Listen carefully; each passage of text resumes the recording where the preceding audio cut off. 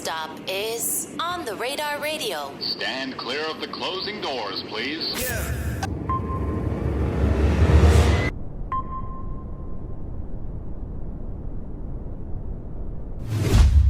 Yes, sir, baby. On the Radar Radio. Yo, special guest in the building. David the Tragic in the building. My God, welcome to the show. Thank you for having me, bro. Welcome, man. Well, now you are now officially a New York resident. As of yesterday, yes. As of yesterday. As of just yesterday, right? Yes, sir. I'm not going to say where in New York you're residing now because I don't do shit like that, but how are you enjoying it? Honestly, New York's been like everything. Am I talking into this shit? Yeah, Right? you're good. My bad. New York's been like everything I wanted type shit as far as like, I feel like I'm a different person.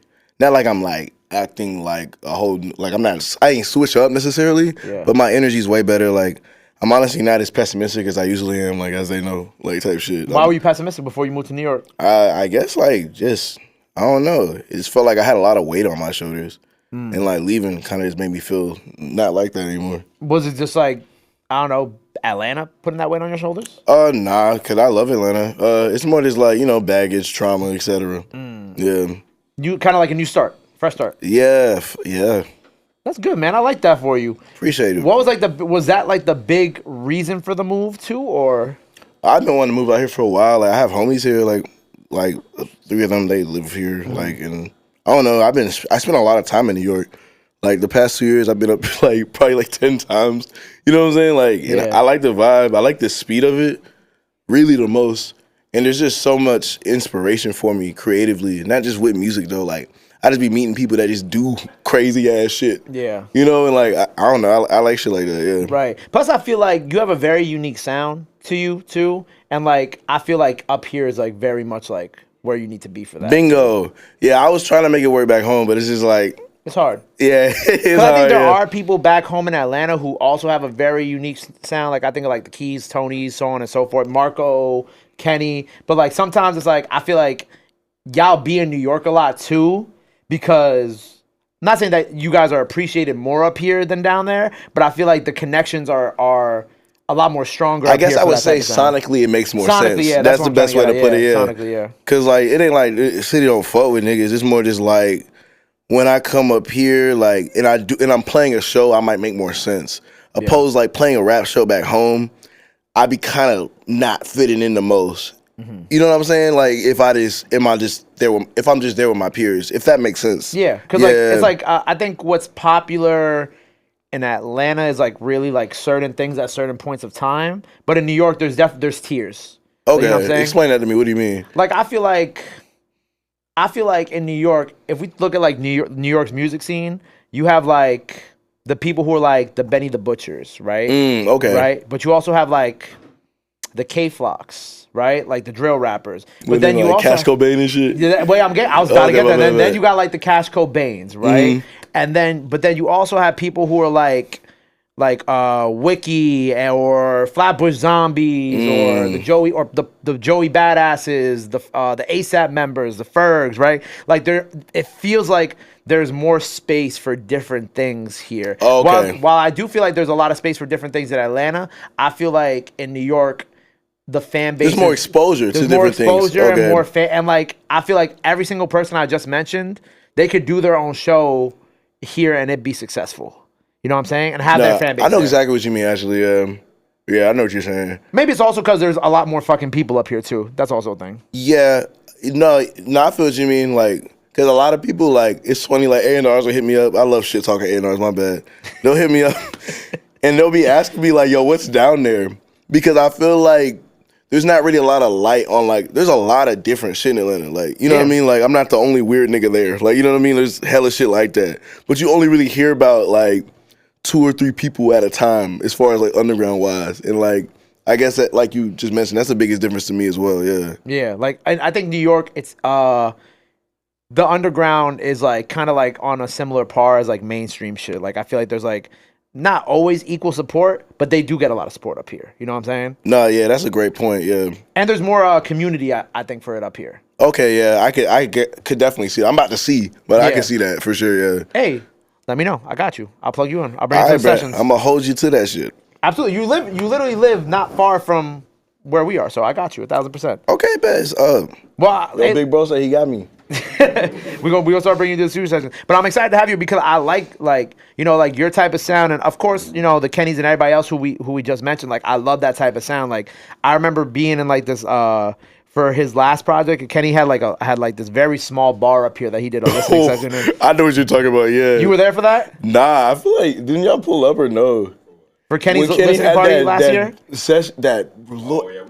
You couldn't even get in. It was so fucking packed. Oh, yeah. They like the label pulled me in. They're like, that's Gay P. And then they pulled me in and I walked inside and I was like, oh, I regret this. But I heard you couldn't even move. No, I couldn't move. I was in there for maybe like 30 minutes max. I was like, okay, cool. I like how the album sounds. I'm leaving. But like, I like those type of events and like that type of sound because I feel like, that's like kind of the future of this. Whatever's underground obviously will become mainstream and so on and so forth. Which is why like when you crossed my radar and I had heard of you through, the likes of like Kenny and Marco, I was like, oh yeah, we got to do something with him because he's fire. Oh, that's fire, bro. I didn't know you heard my shit. I thought I was just up here. No, I heard your shit, bro. I heard your shit. And then obviously like once we booked you, like I went even, deep into the catalog, which like the first thing I immediately stuck out to me, and I'm gonna pull up like your streaming page, is like all the album titles you have, like at least the last couple with like Still Alive, Lower Self, and Fraud.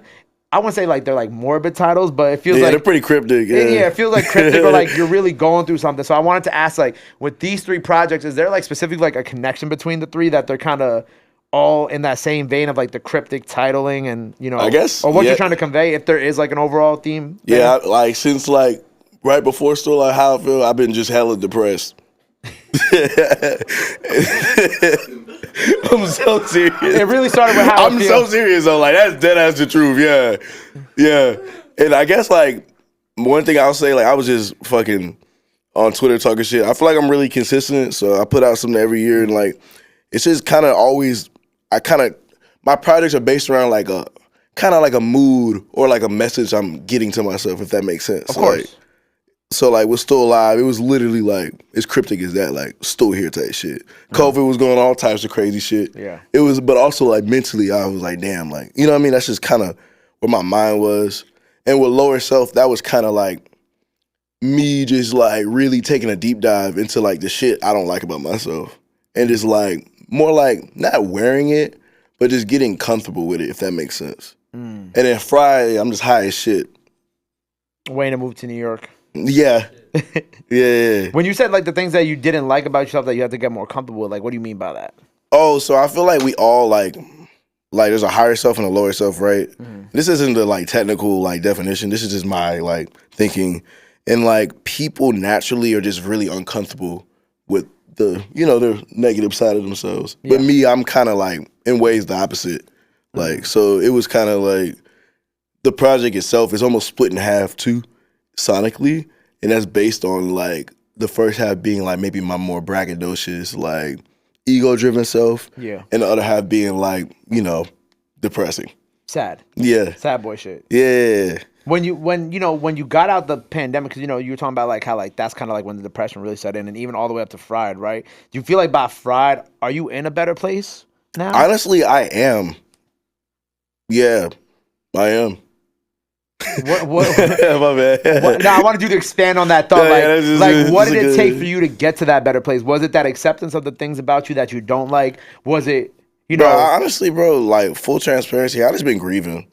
So like, I just feel like this is the most like myself I've felt since about like 2019. Right. Yeah, so like for 4 years, I just really haven't been like right. So I'm just starting to see light, just have more positive thinking and shit. I'm like treating myself a bit nicer now, thinking about shit better. Like, yeah, I just feel like I just needed time. Right. Do you feel like as the music progresses, that's also helping too, or does that not matter as much? Music progressing as in like you getting a bigger fan base, getting more eyes. Like, does that matter or does that help too? Yeah, or? It matter. I'm still broke though, so that shit don't really make no like you know what I mean. Like, well, you live in New York, so you're like the rest of us. You know? Yeah, okay, yeah, I fit in more here. Again, we welcome. But like, yeah, it feels good like getting exposed. This is like we was just talking about this shit, bro. All the shit like I wanted, I got when I didn't care about it anymore.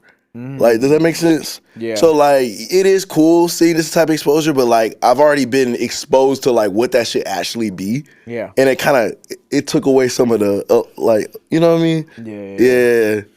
I wanted to ask too, like again at the beginning of the interview, I mentioned like kind of like the guys who put me onto you in a way with Kenny and Marco. What is like the relationship there? Like, how did you guys all first meet each other? How did you meet the boys and whatnot? Because I feel like you guys are all part of this like collective circle in my brain that I think of when I think of like y'all scene in Atlanta. Like I have like you, Marco, Kenny, wordy niggas in Atlanta. I have no idea what you would call them, but sure.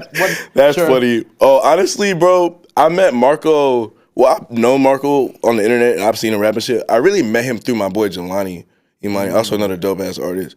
But like I just seen him out and was like, bro, let's rap. And then randomly him and Jelani just pulled up in my crib. This is like a few months ago. We really just got cool for real, yeah. Okay.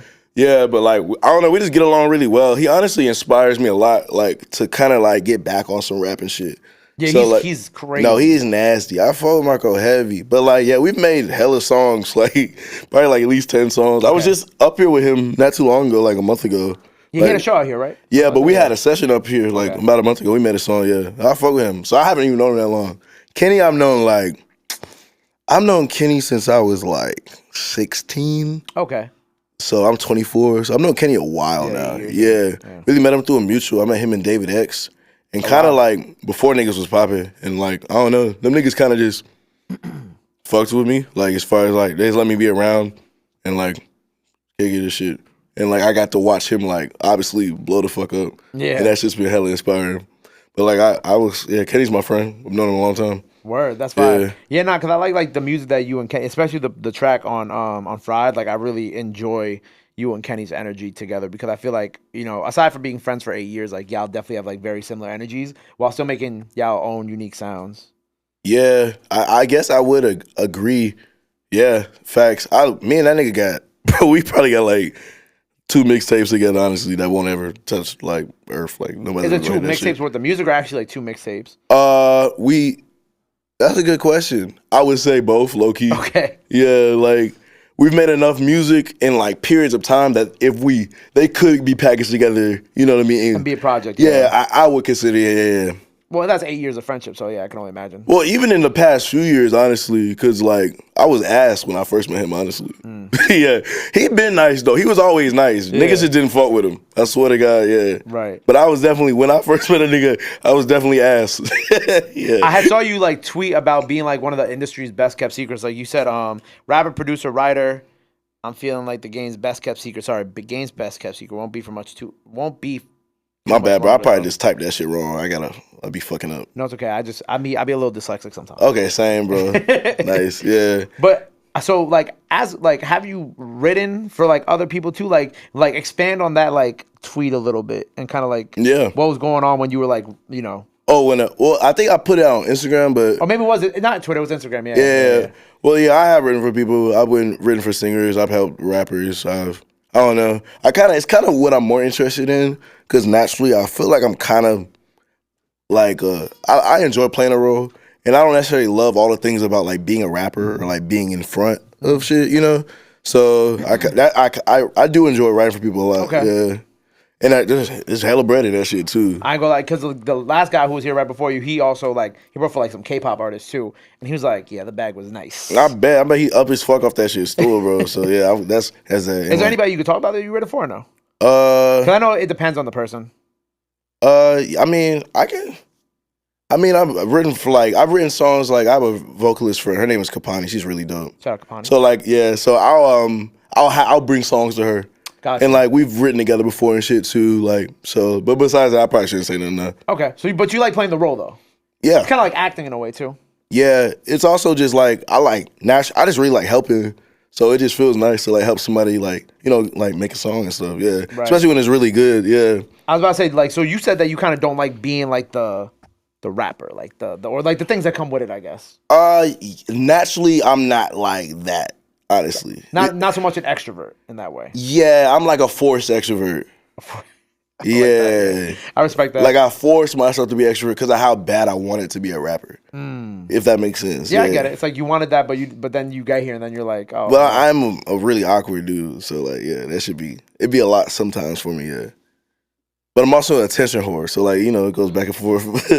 Right? No, hey, look, I have a podcast. Like I understand. You feel me, bro? All cameras on you, my guy. I understand. So okay, well, with that being said, so like now that you're in New York, right? What are you hoping to accomplish out here? aside from, getting your mental right, getting back to kind of like that sense of self, like what are you trying to accomplish? I'm finna get money and I'm about to like blow up. That's like where my head is. Pure delusion is busting. Hey, you gotta be delusional in this game a little I bit. know, yeah. So like that's just how I feel. Okay. I feel like everything's lined up for me for that to work out. So I'm just about to do that shit. Word. Yeah, like I wanted to move up here. We moved up here. We got a place. We got a job. So like that shit just gonna work out. That's how I feel about it.